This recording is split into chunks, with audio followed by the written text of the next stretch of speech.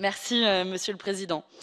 C'est une drôle de sensation pour nous que de célébrer l'anniversaire du traité de Lisbonne, alors qu'il n'aurait pas dû être adopté après les résultats des référendums en France, aux Pays-Bas et en Irlande. La mise à sac brutale de la Grèce a confirmé le caractère violemment antidémocratique des institutions européennes actuelles et la nécessité de les changer en profondeur pour faire face aux deux défis de notre temps, le changement climatique et les inégalités.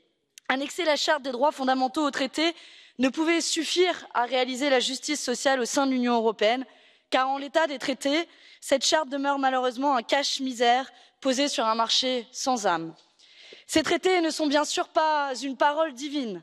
Il faut pouvoir les questionner sans tabou et assumer de dire que le Green New Deal, social et écologique, ne pourra être mis en œuvre avec la puissance nécessaire dans ce cadre actuel. L'investissement dans la transition écologique est bridé par la règle d'or, qui brise également nos systèmes de protection sociale. On le voit en France avec la casse de nos retraites, impulsée et soutenue par la Commission européenne et qui provoque une mobilisation historique cette semaine encore.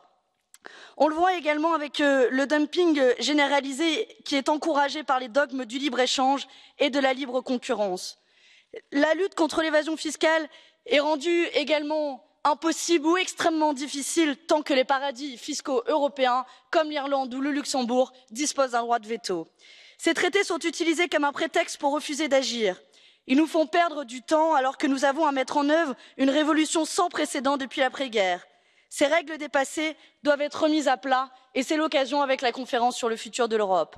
Il nous faut un contrôle démocratique renforcé avec une consultation obligatoire des peuples, un droit d'initiative du Parlement, la transparence des débats au Conseil, la tolérance zéro face aux lobbies.